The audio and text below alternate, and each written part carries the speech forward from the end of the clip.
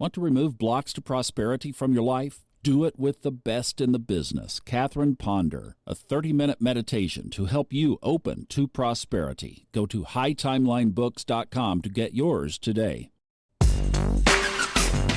Hey, heads up, everybody. The break is over. Welcome in to Monday on the Fun Astrology Podcast. And as far as I'm concerned, this day cannot end fast enough because at 12:01, I guess some time zone somewhere, probably local Eastern, I don't know, wherever it is, but at 12:01 somewhere, this kid will have some health care for the rest of his life, or at least until those crazy people up in Washington keep paying for it. But anyway, like, welcome to Medicare, Thomas, starts tomorrow at 12:01 a.m. And, of course, you've been keeping an eye on things this week. The big deal is Wednesday. That's the eclipse in Libra, and Elisa Dixon is going to join us tomorrow with a great perspective on it. I'm going to save all of that for her tomorrow. She covers it so well, so we'll do that in the morning. But we have quite a bit to set up now. How is the energy changing for us? We had the reprieve last week. Some of us were caught up in that hurricane and had massive flooding and destruction. Oh, North Carolina, I am so sorry for what happened there, and Tennessee and all the other places, Georgia, Florida. Y'all got moon wobbled. There's no doubt about it. That is the stuff of the moon wobble, which of course peaked yesterday. And I was just looking at all those pictures, and I thought, why in the system? I don't understand. Does Mother Nature sometimes have to be so cruel? There was nothing fun about that at all. From there, we do pick up the pieces and we move on, and energetically, we have a couple of things coming up this week. In addition to the eclipse, we have a Mars aspect that's already taken place. Mars was in a trine with Saturn this morning. It happened right after midnight, like 6 minutes after midnight, East Coast time. So for a lot of the country, this happened as you were retiring last evening. Those are the two Hellenistic great malefics, like the bad guys, the bad boys, and they were hugging last night. They were in a cooperative relationship. Well, what would be the residual of that we might feel or experience today? For that, we would look at the signs that they're in. Mars is in Cancer. Saturn is in Pisces. Now, what do we know just from listening to this for the time that you have? What might we know about Cancer and Pisces? Intuition. Exactly. And so this is heightened intuition for one. It's strong intuition, and it's intuition along our karmic, spiritual, connected to source path. That's Saturn. So if over the weekend you had some, whoa, wow, like where did that come from kind of experiences where your antenna was more buzzing than normal, that's where it was. That was it.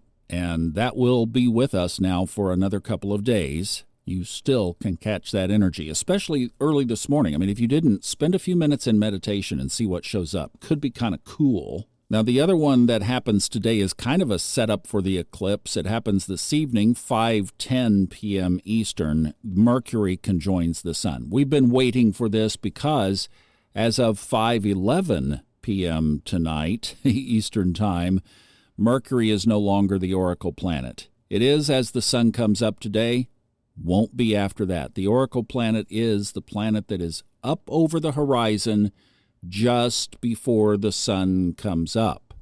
So once Mercury surrenders that position that has been held for the last couple of months, I guess, what's there?